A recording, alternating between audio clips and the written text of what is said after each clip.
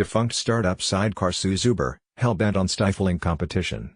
Defunct startup Sidecar Technologies Incorporated, which pioneered on-demand ride-hailing, is suing Uber Technologies Incorporated, alleging it engaged in predatory pricing and anti-competitive practices that ultimately put Sidecar out of business.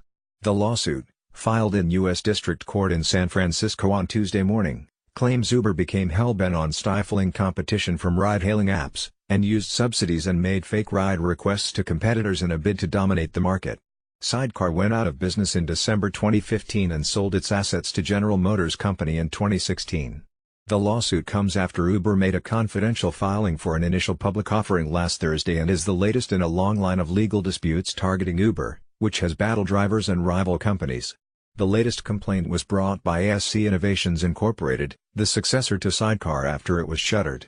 Sunil Paul, the co-founder of Sidecar, said that with Uber, it was never a fair fight. That's why Sidecar failed, Paul said in a blog post.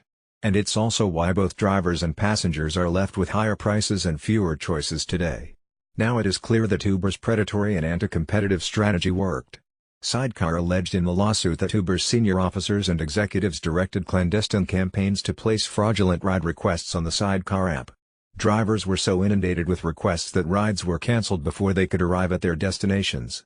That triggered a vicious cycle that undermined the ability of Sidecar's app to challenge Uber, the lawsuit says.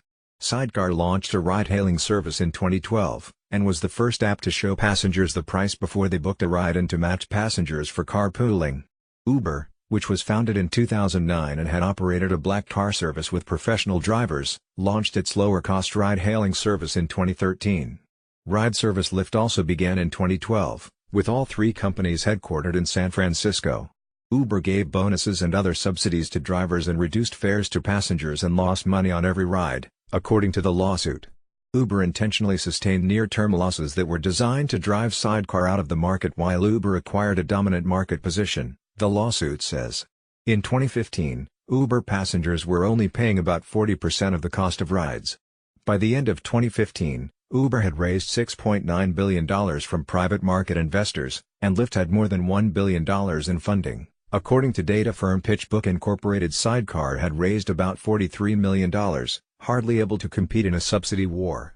Since 2016, Uber has raised prices for passengers in most markets, increased its commission and cut the amount it pays per mile to drivers. So too has Lyft, Uber's chief U.S. rival. Lyft has about 35% of the U.S. market, and last week it also filed for an IPO. Most economists consider the ride-hailing industry a duopoly,